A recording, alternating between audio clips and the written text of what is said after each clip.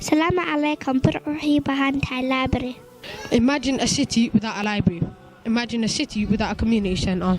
With your help and your generous donations, each child in Burao will be able to go to the new library that will be opened up and receive mentoring from the community centre.